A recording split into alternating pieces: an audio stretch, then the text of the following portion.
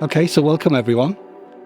I'm really excited to have Paul Rosenberg back on the show. So welcome, Paul. Welcome, Paul. Great to be here. So I don't know if any of our listeners remember, because it was way back. I mean, the podcast is what, 4 years? 4 years Actually old. coming up to 5 years. And Paul, you were one of our first guests. So it's really Absolutely. great to get you back on. And it feels like ages, but for people listening, this isn't the first conversation we've had with Paul. We've been back and forth and had many meetings since. We've actually come up with something quite exciting. And I guess this is a good segue into why we're even having this second conversation with you, Paul.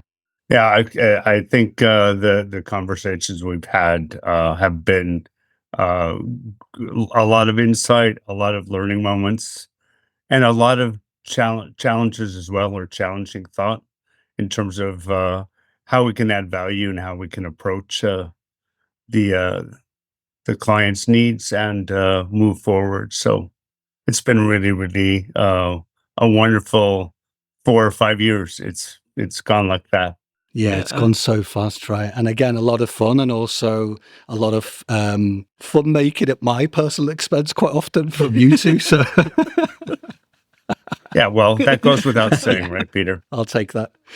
Own it. I'll You take own it. it, live it. You're authentic. So just before we started recording, we were saying, where would we start with this? I mean, again, usually we don't title an episode before we even get into the conversation, because we never make this up, right? It's all just done live and we go where the conversation is. But we said that the question we would reflect on and explore would be, why do many startups and scale-ups fail? And I don't know if Mira mentioned this in the notes, because full disclaimer, I didn't get a chance to read the notes that Mira had diligently sent to Paul, and they went back and forth, and I was too busy.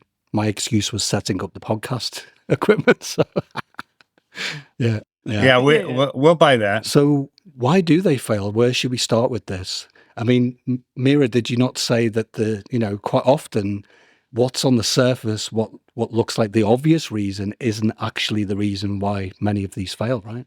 Yeah, I mean, it's, when we read reports about startups and, startups and companies we worked in, it often looks like it's not a good product market fit, market volatility, uncertainty, inability to raise money, competition, and stuff like that. And that sometimes is the case. But often, what is masked by outside challenges is actually the inside challenge. It is lack of leadership, it is lack of communication, and it is the culture that it's missing, the proper culture that will help startup to grow and deal with all these challenges. And that's what we wanted to talk about today, I think. I couldn't agree more. I think that's where the gap always is that if you don't see it as an entrepreneur, you don't see it. You're focused on all those outside things, right? And in the meantime, there's something just as powerful, just as valuable happening in your backyard, that if you took the time to take care of it, you'd have a better chance of sustaining that startup and moving into a robust organization. And it's because of that blindness of the marketing, the fundraising, all those things, I think drive entrepreneurs, founders' behavior to look outside, and they just don't know how powerful it would be if they spent not all their time, but a little bit of time in their backyard working on how they communicate, the culture, and creating something that's going to help them drive that sustainability. So I couldn't agree more, Mira. I think you're onto something. So what I'm hearing, Paul, is you're saying it's more of an inside job, that there's things that you need to work on internally yourself. And we can get onto the finance stuff later, because obviously startups and any businesses for that matter, or any endeavors, can fail because of the product shoddy or hasn't been well thought out. You haven't got enough cash flow. There's many, many things. But at least in this episode, what we wanted to explore is, things like leadership.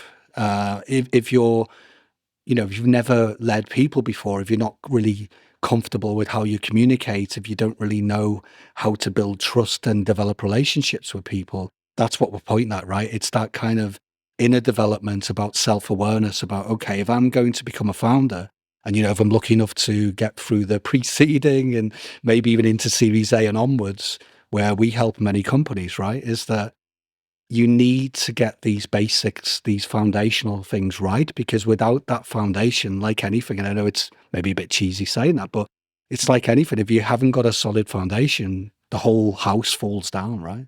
Yeah, and I think those three things that Mira mentioned, that you mentioned, Peter, the leadership abilities, the communication, the culture, are kind of the touchstone from my point of view. And here's where I first got the aha. The aha came when I have a very good colleague who's done successful startups for years, and we were talking about how I could help him as a coach. And he basically said, you got to understand, most of us don't know beep about about about leading. Their skills are honed towards marketing, innovating, fundraising, all those outer things. But once they become semi-successful, as you said, Peter, Series A, Series B, or beyond, then it's a different ballgame. To me, it's a different organism. And um, many of my entrepreneur friends have, confessed um, that's the part that they have the most trouble with, and so a lot of them tend to just avoid it because they're scared of it. They know they don't have that experience, so they gravitate to their comfort zone, which is the wheeling and dealing, right? What have you seen? What we noticed, Amir and I were having a chat early this morning, and I was saying so many failed businesses, or at least this is what we're seeing in Europe, especially Germany. So the first quarter, there's been nearly 10,000 layoffs. And it's not just in startups and scale-ups. This is in legacy companies like Bosch and other places. So obviously there is some volatility and uncertainty, but that's always the case in history, right? So I see many, many companies failing when it's clearly, or at least from my side, from, I've spoke to employees that left the company, the feedback they gave me and their opinion was that it was a lack of leadership, a lack of communication. There was no transparency. As you say, some of the founders or the CEO just gave up trying to communicate, and then through fear acted in an erratic and strange way, and it caused other people to get panic and make probably ill-informed decisions, and then it started to kind of unravel. And quite a lot of these companies, bizarrely, they had really good products. At least what I could see. I'm not an expert in all of these different markets, or, I'm not a product expert, but it looked like they had something solid, and they were, kind of a market leader, or they were a torchbearer for what they were doing. But again, if there's no leadership, if there's no real structure, and they don't really know what culture is, then I guess all these failures quite often look like they're blamed on market volatility, uncertainty, competition, and, as I said, the product. And yeah, sometimes that might be the case. But what we're pointing out, right, is that, you know, I spoke to a startup founder recently, and he said, why would I concentrate on culture? And I said, well, yes, you've only got a few people right now, but even the culture for you and that other person as you grow, and what if you get to 60 people and 100 and it starts to scale up really quickly? Then you need to be really clear about what are your values, what's the culture you want to adopt in the company, because if that's not clear from day one, then it just gets made up every day. And the challenge is that the culture is whoever you have, right? Your employees are the culture. It's not some message that you just put on the side of the wall on the company website. You have to live it. So, for example, for me, culture is about trust, transparency, and maybe collaboration. They're the three that stand out for me. If I was to set up another company, or Mira and I did some other venture, those are the kind of things I'd be thinking about, right? How could I instill that in our ways of working and how we show up? And then if we do take on more employees, or we have to get someone to come in as a COO or whatever, then that's the kind of values that we would want in the company, right? And then these are the people that you then employ when you look at hiring. You're more likely to hire people that will be fit for that culture, rather than somebody who wants to work only for themselves and not communicate and not cooperate with other departments in the company, because that's vital as well. That's how you survive. And so, maybe we can say a little bit about what are some of the leadership skills that we think would be useful based on our experience working with larger organizations, especially you, Paul. You've been working with some pretty amazing companies and individuals in these companies, coaching them, and so it's not like we coach you now, or you learn now what you need to do, and then there's nothing else you need to learn. There's nothing else to improve. There's always something. We learn something every day. It doesn't matter how old we're doing this, how long we're doing this. So what would be some of these leadership skills that we think would be very useful for them? I think I want to address that, but I just had a thought of what you said. The great leaders I have worked with never stop learning, never stop growing, never think they've made it. Unfortunately, in the startup environment, because it is so dynamic, there are all these very sexy, wild milestones of funding and the product launch, and it's a very dynamic time. I think it's very hard for people to step back and go, oh, to admit what they admitted to me in private, they probably didn't admit in public, which is I don't know the leadership bit. I don't know those skills. So here's a couple of things, and I want to connect back to culture too.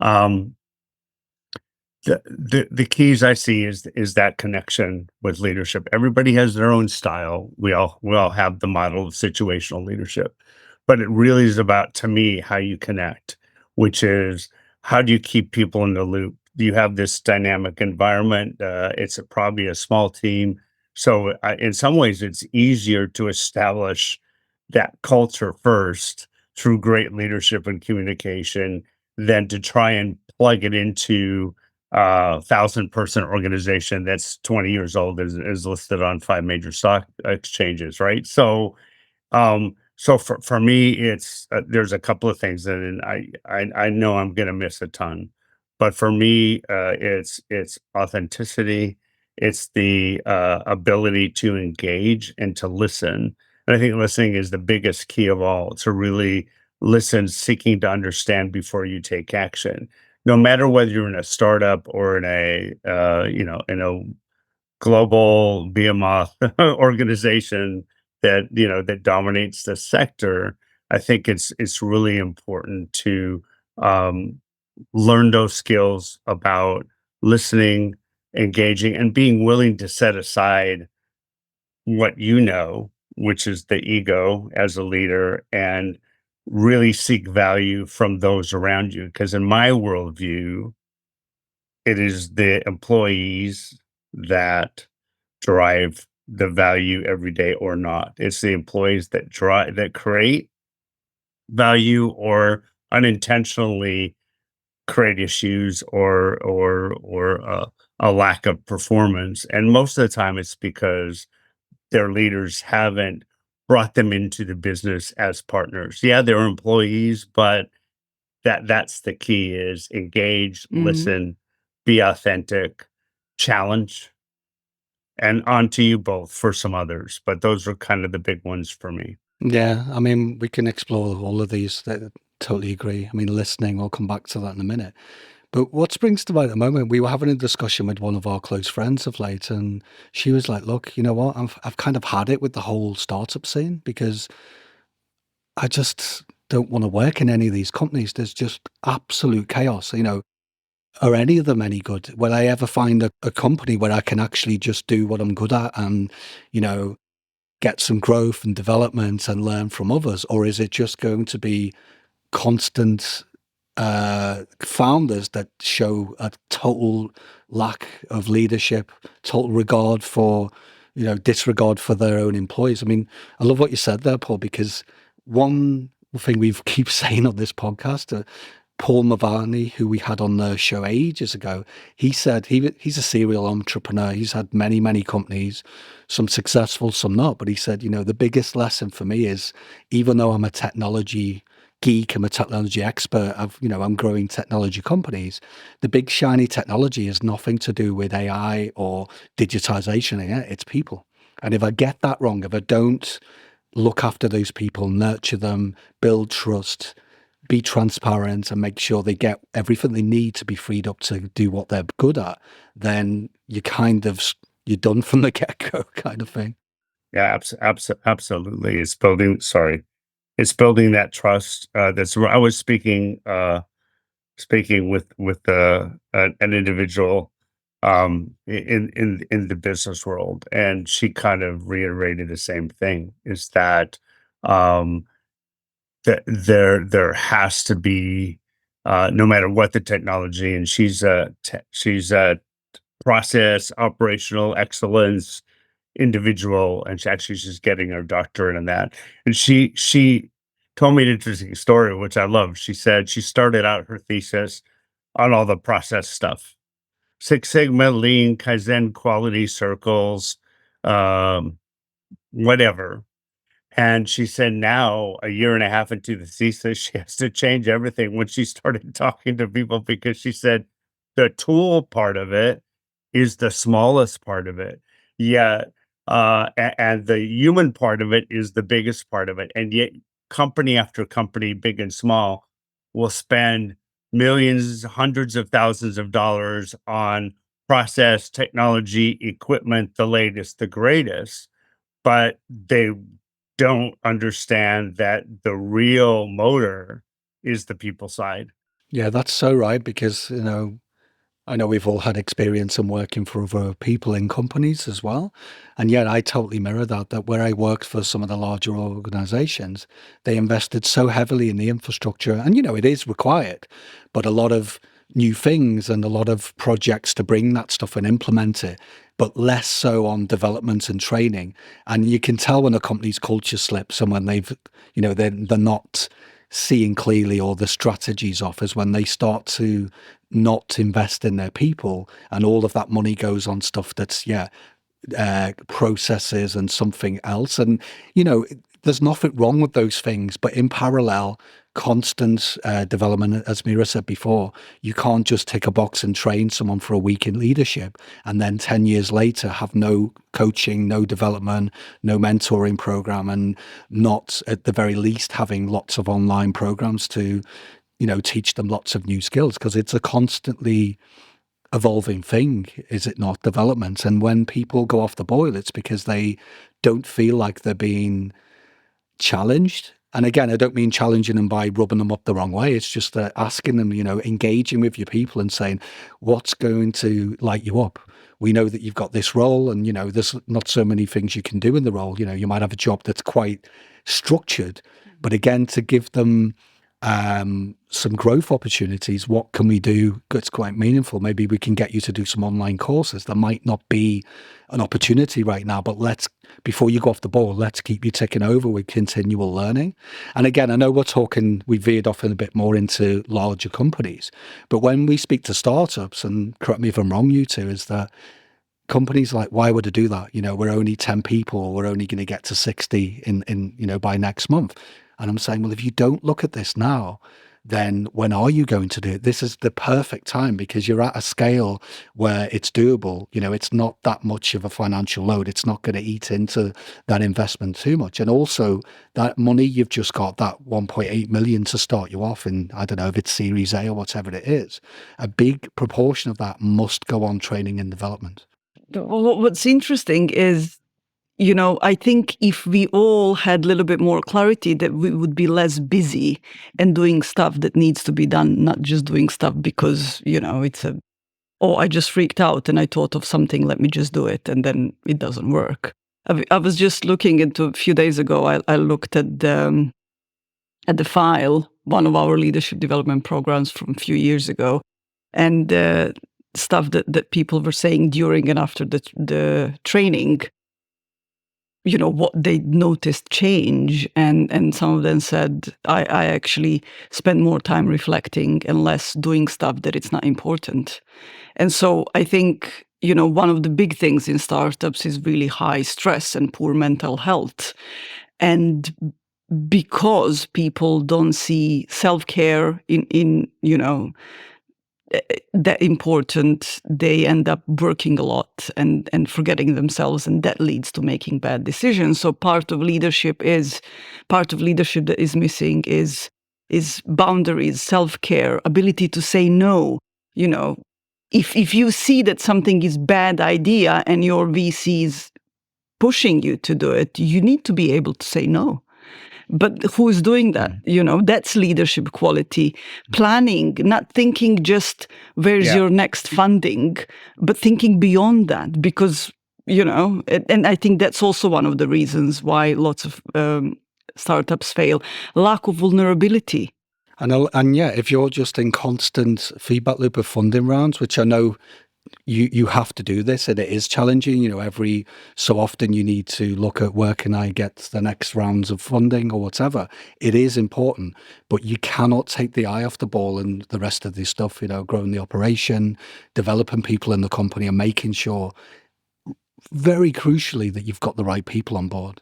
And that's another thing that when you don't know, and I've been there. I was instantly not the best leader in the world. I had to learn by doing, and I made, I put my hand up, I made mistakes, but I was willing to learn. And I don't see that in the startup world. People make a lot of mistakes, but then when they get feedback from their own people, that's when, to your point before, Paul, they get really fearful and they just avoid those challenging conversations, because it's obviously difficult when someone says, hey, I didn't really like how you approached that.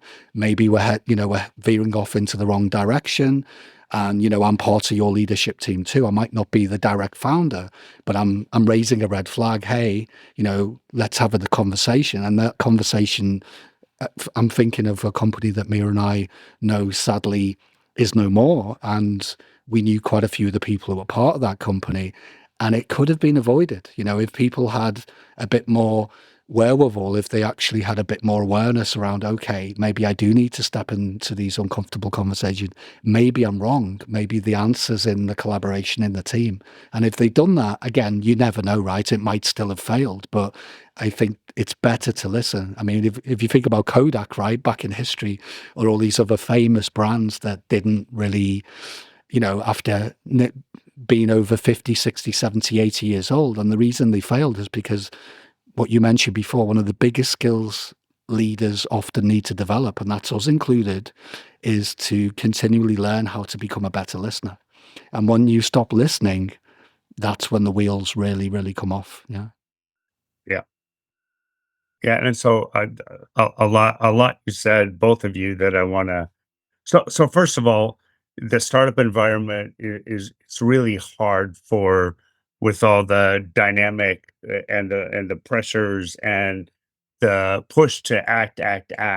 And this goes for leaders of global organizations as well. They get caught up in the activity, and to go to a word that Mira used, which I love, which is that reflection. It's a skill not just for startups, but for all leaders, is to take a step back, even if it's a minute, even if it's half an hour walk, whatever it is, to decompress. Whether you're a startup or whether you're, as I said, you're sustained already, you need to reflect and decompress. But the pressure, particularly with startup, is go, go, go, go, go, wheeling, dealing. And so it's really hard. And to me, this isn't it's pushback. I think to be an entrepreneur, you have to be bold, you have to have a vision, you have to be persuasive, and you have to have some kind of charisma or some kind of ability to get people going. But with that, with the excitement of the funding, to me, it's like a drug, because you starting then you when you have the 10 people, that's the perfect time to create that culture, because you don't need 100% of any team or any organization to be on board with a culture, to have a wonderful culture. You just need a core group of people who are influential. Well, who's more influential than the first 10 that have been there from the beginning? And when you go out for your drinks, yeah, remember when we've, got our pre-seed and blah, blah, blah, whatever it is, whatever's going on, that core is critical. So I think helping entrepreneurs and startup founders understand to take, number one, how to take a step back, and number two, refocus that energy on where I think it's most important, as you both said, that the product can be fabulous, but if you don't have the right team and you're not hiring correctly, or to Mira's point, you're hiring too fast, whatever that is, then you're setting yourself up for failure. Where most entrepreneurs I talk to, their filter is funding, their filter is launch, but their filter is not what happens after the next round. What happens? What do I want this organization I'm creating to be 10 years down the road? They get lost in that a lot of the time. Yeah, big part, if not the biggest part of leadership, is actually being able to filter through lots of great ideas and make one decision, and not try to do everything. And so, yeah. And not just make a decision. The dynamic is, I'm good because I'm making a million decisions a day, and my view always is, when I have those challenging talks with my clients, it's, were they the right decisions? Oh, we did 55 things this week. What if those 55 contributed to the growth and value of your organization? Because a lot of it is just checking the box and the noise. And to your point, Mira, I think, put the hat on of what one good decision am I going to make today versus I'm wheeling and dealing, right? Yeah, the ego. Yeah. Yeah, and we speak to many founder and teams that don't get into that kind of communication, which I find quite strange because without it, you can't really do much good, right? So we had a guest on recently that was someone I was supporting and coaching through an EU funded program. And she was able to realize the impact of leaning into those tough conversations with one of the co-founders. And they were able to deal with quite what looked like a challenging situation, but it actually wasn't as difficult after you've leaned into that difficult situation and, being a bit brave. And also, Mira mentioned before, vulnerability, right? Being a bit vulnerable and going, okay, this is really uncomfortable, but it's good we get it on the table. And actually now they're firing on all cylinders. They've resolved stuff. They're closer as a team of founders because they were brave and bold enough to be able to have those tough conversations. And when we see that happening, everything's a lot easier to deal with. You're still going to have challenges. It's still going to be a mess at days and whatever. But if you're in communication, as you said before, if you're listening to each other, if you are communicating, even though you might have, thoughts otherwise, you might be wanting to go and hide in the toilet, but you know what? Guess what? I'm going to go and say it. I'm going to be bold. I'm going to say that, this thing bugged me or I wasn't sure what's going on. And you'll be really proud that you did that because it's much better to have that little bit of uncomfortable wonkiness versus hiding away. And then that day turns into a week, it turns into a month, and then a couple of months. And then suddenly you wonder why you've just stopped speaking. It's like any relationship, right? They all break down if there's, up in your head versus actual human connection, as you put it before. Yeah, it affects culture a lot, and I would suspect that lots of startups have failed because of the relationship is in between co-founders and the first team or leadership team. It's because it's not visible. We hold grudges, we hold resentment, we don't know how to communicate, we are not on the same page. And then it starts seeping into how you make decisions. Do you actually want that venture to be successful? Because if it's successful, all of these problems will become bigger. And you kind of don't want that subconsciously. And so it's, there's lots of that stuff going on. So it's really being able to sit down, reflect, and when you have something as a team, being able to communicate it amongst each other is I think really, really important. And it's funny you said about that. I mean, those toxic bits get taken into the even if it looks like on paper it's scaled up, because you might be lucky to get some money coming in, but behind the scenes, I won't name the companies, but Mia and I can think, I'm sure you can think of a few, Paul, where it looks like a great news story and there's all that razzle dazzle in the news and it looks all shiny. But then the more that we got to know people in the company and some of the side stories, it was the complete opposite. And actually, some of these companies end up just getting bought out. And that looks great because people then can exit and use that as a badge of honor. I don't want to get too much into that because it's something I'm not really cool with, but that can really mask a lot of the, as you said, Mira, the lack of communication, the total lack of leadership, and the lack of duty of care for people. And obviously that links in as well to what we said earlier in the conversation. These companies end up laying off thousands of people in the technology companies of late. And yes, it could be a challenging business decision. It could be that your strategy was off. It happens in business. That can happen. But we see where people hire too quickly and they can't retain these people because it was way too fast and unrealistic. And then bizarrely, a year or 18 months later, they're begging the same people to come back into the startup because they jumped the gun. And obviously anyone who's worth this, got good self-worth is like, no, can you double my salary and I might come back just for kicks, Yeah, so there's the brain drain. You're talking about the talent drain. Yeah. There's only 2 or 3 clients I've worked with that got that from the beginning. My other clients eventually got it because it's a big part of what I want to drive in the organization. But I'll give you an example. I work for one of my clients is a small engineering firm, and it's 75 people, and they really are focused on uh, aside from P&L, they're focused on a key indicator, which I think is particularly it's important for all businesses, but for startups because of talent and people leaving. If you have people leave coming and going, you're not going to get off the ground because there's too much, as to use your words, Peter, chaos. And they basically look at retention as a key performance indicator. I've had another client that did the same as well because that was part of their top 5. Imagine that. And what they both have said is this reflects our culture. If we're doing it right, if we're taking the 3 that we love to talk about, which is the leadership and the communication, and take that as the drivers for the culture, these clients both knew intrinsically and factually that those great retention numbers reflect a fabulous culture. The cost of I don't want to get into numbers, you've seen them as well.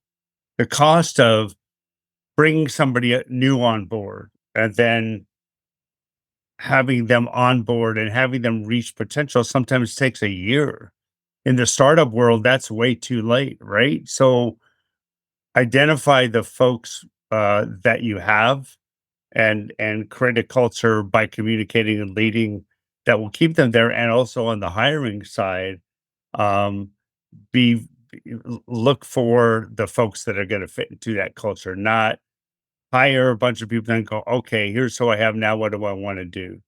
It really has to be more purpose driven, in my view. Yeah. And I think also when it happens, and we were talking about it recently, when it happens that you do have to let people go because of some reason, it's how you do it. Because if you do it clumsy, and if you do it in a freaking out way, if you do it with no planning, if you do it with no humanness attached to it, because you're uncomfortable with that, or you have people who are inexperienced in doing that, then that destroys culture, because whoever's left, and also if you want to rehire, you cannot, nobody, I'll go and ask somebody, what do you think about that company? Or, no, I work there, or my friend worked there, don't go. They were really, really bad when I was let go. And so it is interesting that that's a skill, and that is a skill that can be learned, and you don't have to like it. You shouldn't like it ever, but you can be really good at it, that you actually help these people find their ways. It not just give them papers that can help them go to, how is it called in Germany, Arbeitsamt, or the job center. the job center. The job center. Yeah, right, that's exactly. not. Yeah, you give them paper and that's it. It's not that. It is the mindset. It is the feeling that they leave with. Also, that it's really important to their success later on, and that's what they leave with. And I think all three of us have had to have that responsibility, right? You know, I was quite young. I mean, I was barely mid-20s, and the company I worked for had quite a high volume of turnover, and we had to sadly let quite a few people go. And it was quite traumatizing for me, because as a young leader, I was like, what? I have to give this bad news to how many people? And oh my, how am I going to do this? And actually, some of my bosses, again, I wasn't judging, but they were quite cold about it, because they were hardened by, you know, having to do it before. And I was like, something's not right about that. And it really rocked me. And it was a good lesson, because I was like, you know what, I'm going to do it differently. You know, this can be something that you can never get comfortable with. As Mira said, you can. It's an art in doing it. You know, in terms of communication and softening that blow and making sure you're compassionate and knowing that people are going to cry or act, and you know, there's going to be all outburst of emotions. But that's what you've got to deal with. If you're, you know, have that responsibility and you're paid more money to be, you know, your duty of care is to be of service to them, then you have to do it. And the more that you end up being okay with handling those communication bits, the better you'll get at it. But it doesn't mean you'll be happy about it. And as you said, Mira, you'll never be like, oh, great, I'm going to let someone go today, because you should never get into that situation. If you do, then you're obviously in the wrong job. You shouldn't be a leader at all. Yeah. And this is particularly important in the startup phase, because everything exponentially has a huge effect down the road, right? So if you have a team of 10 and you have to let somebody go, everybody's watching. If you have a team of 20, everybody's watching. You have to understand that your actions every day build that culture, right? You can have a framework for the culture, but it's going to be, in my view, thousands of interactions every month that either say this is who we are, or this is who we're not, and people are always paying attention. So, um, to me, it's the most opportune time to start getting that practice, to start handling the letting people go right, and to start handling the hiring right, and to absolutely take care of that team right, and create not a de facto culture that you're stuck with, but a living, breathing culture that will suit you well for years to come. Yeah, and that's the point, right? It's you know, from what I'm hearing from this conversation, I don't know, I just got a message in my head, was like, you know, it's not too late. You know, so for everyone listening to this, if you are a founder, or you're about to start a company, or maybe you're an employee in one, you know, maybe you can relay that message to people if they're not hearing it, that it's never too late. It doesn't matter how far you've gone or how many mistakes you think you've made. Because again, fear can be an absolute, to the point of Dune, the movie, fear is the mind killer, right? It really is, because once Yeah. people get in a fearful state, they're in that, it's a powerful emotion, and it can really blindside you to taking action, and it stops you from doing what really needs to be done. So if you can, it's not easy being in a fearful state, but if you can just start to listen to people around you and you think, okay, well, I'm hearing the same thing. Maybe it's time that I actually take some action. Maybe we can make things better. It's never too late to make changes. It might be too late, let's be honest, for the product, or the cash flow might have dried up, or there might not be a funding round available. That can happen. But it's never too late to really develop and learn these skills, because most serial entrepreneurs have had failures. We've had things that haven't gone right, and you brush yourself off, pick yourself up, and you can learn from that experience. So even if it's too late for that company, it's better not to take those toxic things into your next company, whether it's you going back in as a leader or you're starting a new startup. Because one of the things, if you look at WeWork, the company, so I don't know if we mentioned this to you, Paul, but we saw in the news recently, the founder of WeWork basically took a $1 billion umbrella after making people redundant, ruining people's livelihoods, So he took a really nice nest egg for himself, and the company was in a mess. It still survived to this day, but now the valuation is not even 200 million, and it went from billions, right? And now that it's really low valuation in the market and it's kind of dead in the water, he's announced to everyone, I know I messed it up, but I'm going to buy it back. I'm excited. I'll buy it back at bargain basement price. And he's probably going to just fuck it up again. You know, that's the Yeah, challenge yeah. that, yeah. That ego, Yeah. Yeah, that ego that's thing something is else. that ego. Yeah, that's something. Yeah, we don't have enough time on any podcast to go into that whole thing. But and to your point, it is the best leaders I worked with, both in startup. My colleague who first mentioned 5 years ago, when I get past this funding stage, I'm going to be calling you because um, it is something that we all can see. But as you said, Peter, it's fearful. It's fear that drives all of that. It's the unknown. But the best leaders have taken a plunge with their egos. Some of them having been in the business for 30 years, going, I need to do something. Our culture needs help.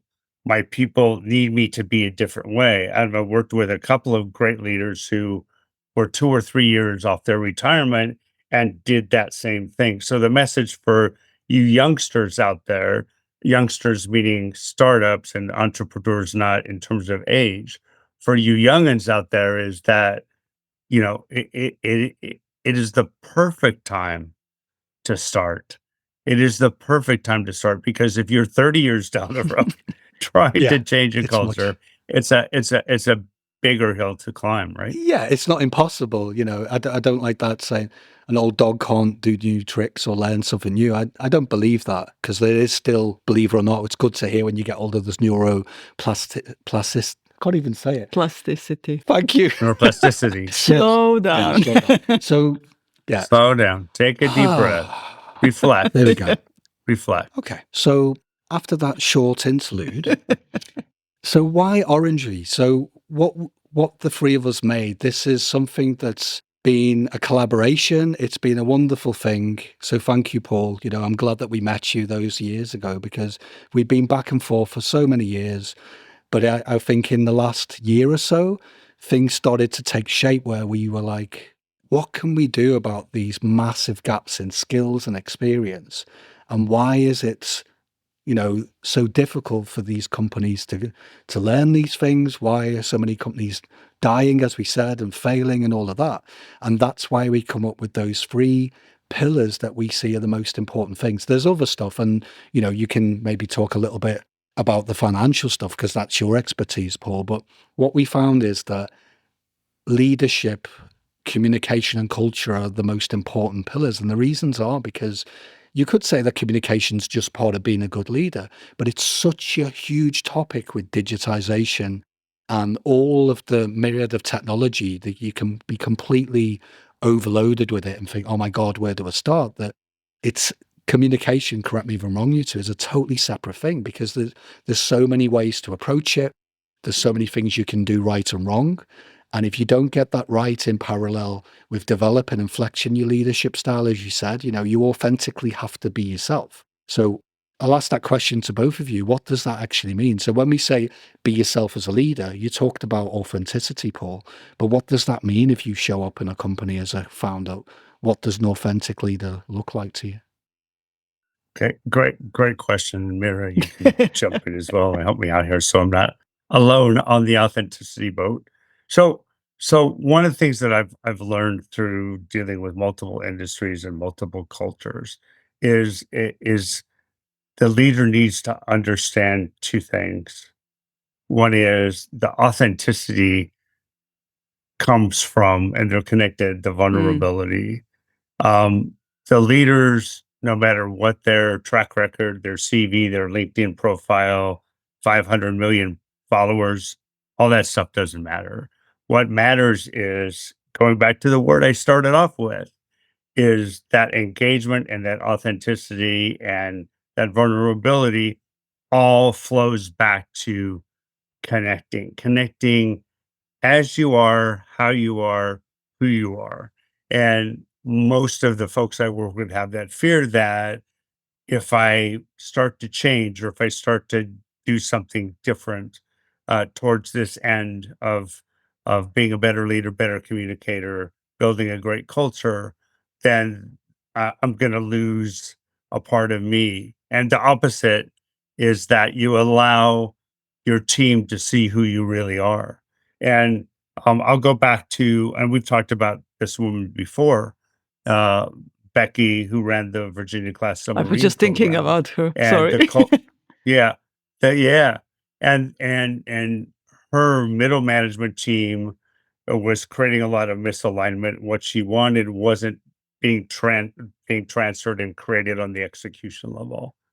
So she decided to have a different role, and submarines are built by trades: electrical, paint, mechanical, and every trade has a work package or work packages on the sub.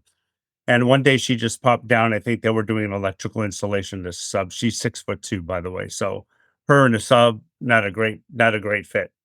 Um, but she crawled in there and everybody freaked out. And she just basically said, I'm passionate about shipbuilding. Let me be your assistant. As we go along, tell me what we can do to make your job easier. And she just was a servant. The whole servant leader thing, I don't want to get into, but she was of service to them. And it took her 3 hours over 3 months to totally change the culture. It didn't take everybody. It took those people that interacted with her that said she's authentic. She made mistakes. She bumped her head. She knocked over tools. Didn't matter because her stated purpose for every visit when she crawled into that sub was, how do I help you build our submarines better? And that is one of the most fearless things I've ever seen done uh, in the and workplace. and that goes to, again, that communication. Like, who do we communicate with? When in startups you have a small team, you communicate with everyone. But then the moment you start growing and these people have their own teams, you're not anymore communicating with the team, their teams. You're communicating only with them. And you have this, and I've heard this and I've seen it. You have the illusion that you are communicating with everyone. You have the illusion that you are listening to everyone, but you're actually just listening to the same circle of people that you've been in communication from very beginning. And over there in the back, you have another 150, 200 people that you have never seen.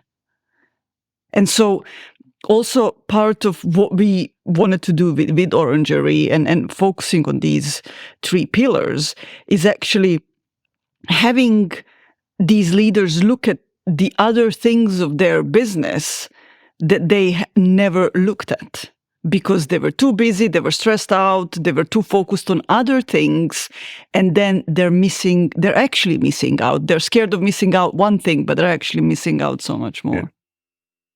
And I think there's the power that you've experienced, that I've experienced in being an outsider, is that we all have a space that is quite sacred and also quite powerful because we see things nobody else does because we don't have careers to Yeah. protect. Um, and we can give that feedback and model that for that leader to give that feedback to his or her people, give feedback in a way that is non-threatening, that can be heard. And so that modeling that happens when all of us work with the leaders to move them forward, is that's a powerful space. It's that neutrality. I love asking all the dumb questions, right? Because I ask questions that nobody else is going to ask, and from that, I think solutions can be found. So Orangery, that's my American way to pronounce it.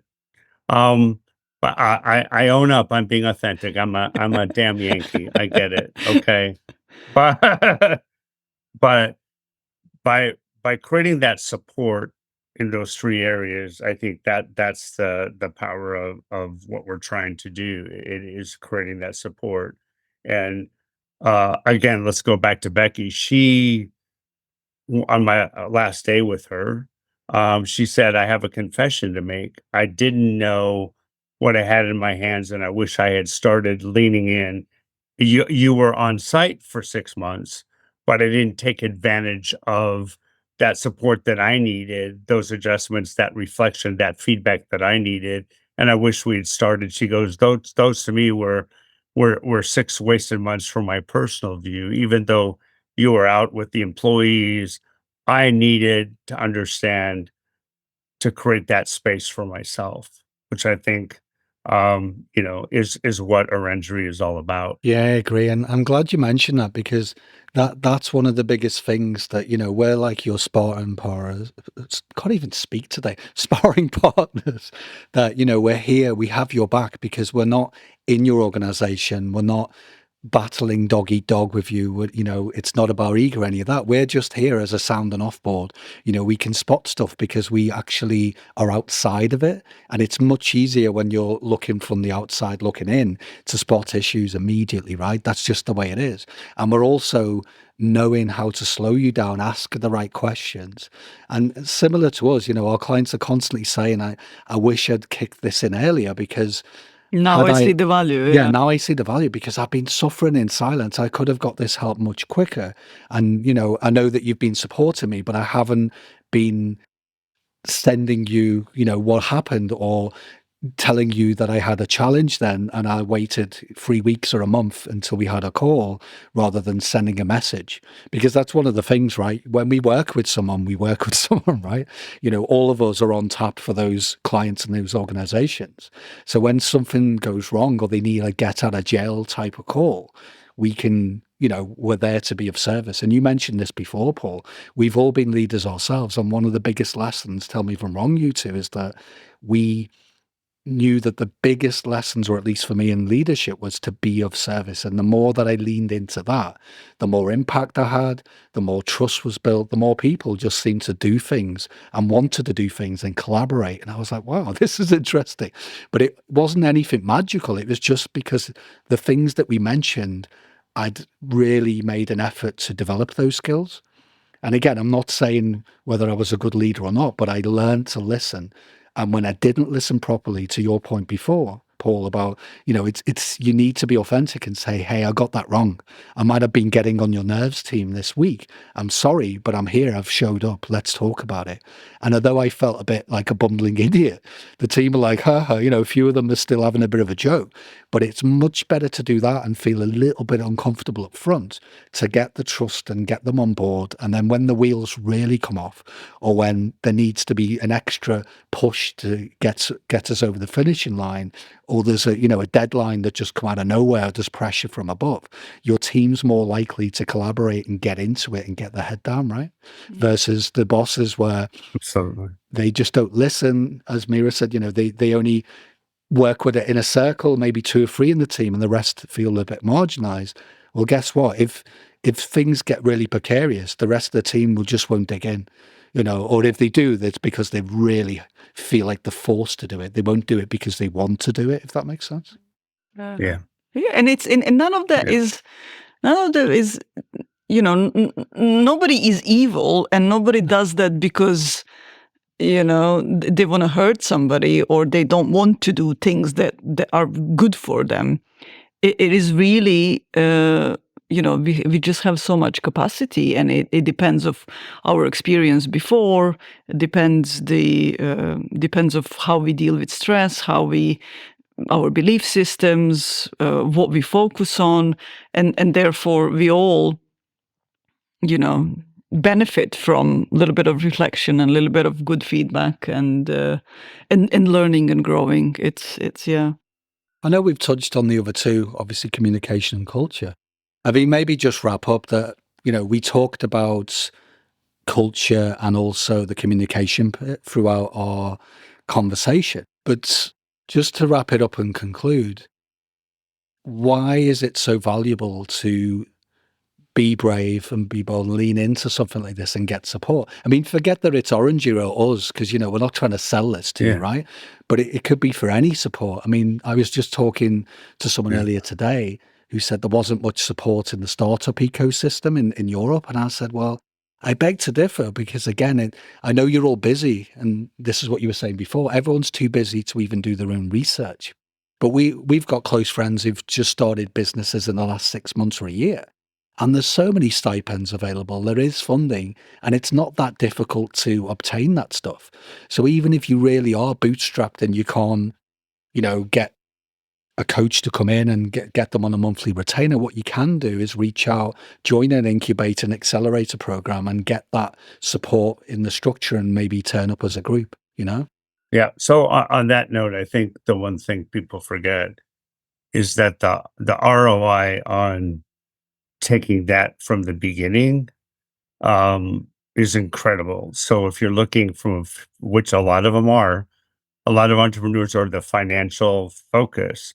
It's proven, and I've worked with a bunch of organizations as well that have been around for many years and are global leaders, and they've gotten a wonderful return on that investment. So in discussions I've had with entrepreneurs, sometimes it's hard for them to hear the touchy feely soft stuff.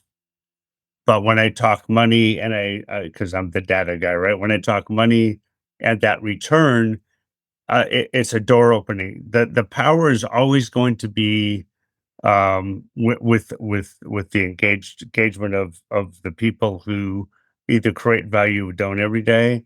But the way in the door with a lot of these entrepreneurs is talk their language, which is the return on their investment, right? If they take care of that up front, for number one, they're going to be around for a long time, and they're more likely to be successful. Yeah, for sure. And that's the thing nowadays. It shouldn't be like, convince me what is the return on investment. But again, you might be a numbers guy and that lights you up, and I've got no judgment. And if anyone wants to reach out to us, we can provide case studies. There's a lot of data. So right now, there's never been a better time to invest in these kind of support services, because they, as you said, Paul, it is absolutely going to return for you. You will get everything you need from doing that versus doing the opposite, which is just to ignore it. So one of the things that Orangery started from these kinds of conversations in private, and then we were like, okay, I think we have lots of skills here, and we know what needs to be done. And so how does it look like? It is not working just with founders. It is depending, obviously, of the assessment. It depends of what we find that it's important to be done. It is working with founders, it is working with founding team, but it also is as a group, as a team, and also working with providing resources and working with wider company. It all depends of what the challenges are. Yeah. Yeah. And again, you might be further down the road. You might be lucky enough to have some good leaders that have some, decent baseline of skills, which is fantastic if you do. So, every client we work with, it's different, right? It's not something, Oranger isn't something you pick off a shelf and it's just like a one size fits all. As Mira said, that, we would do an assessment, we would work out the baseline of what you need in terms of skills and where the gaps in experience. And then that would be what we would offer, if that makes sense. That's critical. That there's too many companies offering cookie cutter approaches, or my tech friends are going to hate me, or I have an app for Yeah. this and I have an app for that. Um, but at the end of the day, it has to be custom designed, because your culture is made up of your people.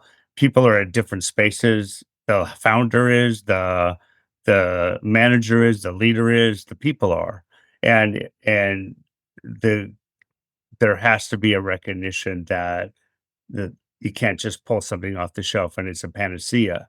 Otherwise, you end up with the panacea of spending millions of dollars on this training or this process or this equipment or this tech, and you think you've checked the box, and then you're going to Mira's first point. you're looking outward again, not looking inward. There's a lot of money to be made in both, but don't forget the inward, Yeah. man. There's a lot of good things that can happen by looking there. I think I'm going to cut that bit out. Don't forget the inward, man. That's the bit, you know. But yeah, I mean, joking No. aside, but that's the most Yeah, but important thing, okay. right? Yeah. Okay, can I say it differently? Don't forget Yeah. to look in your backyard.